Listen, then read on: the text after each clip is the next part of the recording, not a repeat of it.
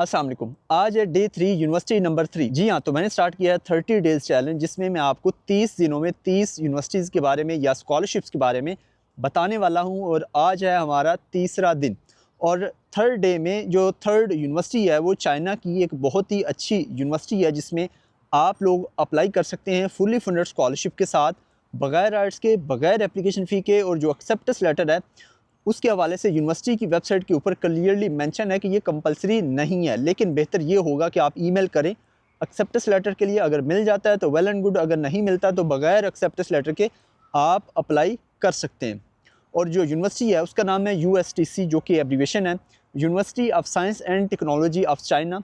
ये चाइना की एक बहुत ही हाई रैंक्ड यूनिवर्सिटी है, गालबन छठे या सातवें नंबर पर आती है अकॉर्डिंग टू नेशनल रैंकिंग। और इस यूनिवर्सिटी में मास्टर्स और PhD के लिए 3 different fully funded scholarships offer किए जाते हैं, जिसमें आप लोग अप्लाई कर सकते हैं। और इस वीडियो में मैं आपको तमाम डिटेल बताने वाला हूं USTC के हवाले से। सबसे पहले अगर बात करें एलिजिबिलिटी क्राइटेरिया की, तो उसमें स्कॉलरशिप वाइज जो एलिजिबिलिटी क्राइटेरिया है वो वेरी कर सकता है। जिसमें सबसे पहले जो एज की रिक्वायरमेंट है, उसमें जो मैंने आपको 3 स्कॉलरशिप्स बताए हैं, जिसमें एक तो आंसू स्कॉलरशिप है जो कि चाइना का one of the highly paid fully funded scholarship है, और दूसरा जो फुली फंडेड स्कॉलरशिप है वो है CSE स्कॉलरशिप, जिसको चाइनीज़ गवर्नमेंट स्कॉलरशिप भी कहते हैं। और थर्ड नंबर पे जो फुली फंडेड स्कॉलरशिप है वो है यूनिवर्सिटी स्कॉलरशिप या फिर USTC फेलोशिप। ये 3 फुली फंडेड स्कॉलरशिप्स हैं। और अगर एलिजिबिलिटी क्राइटेरिया में एज की बात करें, तो एज अगर आप आंसू स्कॉलरशिप में अप्लाई करना चाहते हैं तो मास्टर्स के लिए आपकी जो एज है वो 30 ईयर से कम होनी चाहिए। PhD में अप्लाई करने के लिए आंसू स्कॉलरशिप के थ्रू आपकी जो एज है वो 35 ईयर से कम होनी चाहिए। अगर बात करें CSE स्कॉलरशिप की और जो यूनिवर्सिटी स्कॉलरशिप है या USTC फेलोशिप है, उसमें अप्लाई करने के लिए आपकी जो एज है मास्टर्स के लिए 35 ईयर से कम होनी चाहिए, और PhD के लिए आपकी जो एज है वो 40 ईयर से कम होनी चाहिए। और ये है इसका एलिजिबिलिटी क्राइटेरिया।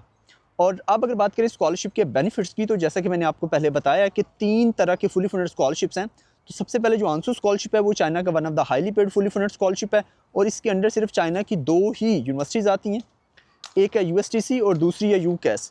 तो जो आंसू स्कॉलरशिप के बेनिफिट्स हैं उसमें सबसे पहले कोई भी एप्लीकेशन फ़ी नहीं है, कोई भी ट्यूशन फ़ी नहीं है। आपको मंथली स्टाइपेंड मिलता है जो कि मास्टर्स के लिए तकरीबन 3000 से 4000 RMB पर मंथ होता है। उसके अलावा PhD का जो स्टाइपेंड होता है वो तकरीबन 7000 RMB पर मंथ होता है। उसके अलावा आपकी हेल्थ इंश्योरेंस, आपकी अकोमोडेशन और उसके साथ साथ आपका जो ट्रैवलिंग अलाउंस है वो भी स्कॉलरशिप में कवर किया जाता है। और लास्ट के ऊपर जो वीज़ा फ़ी है वो भी आपकी रीइंबर्स की जाती है।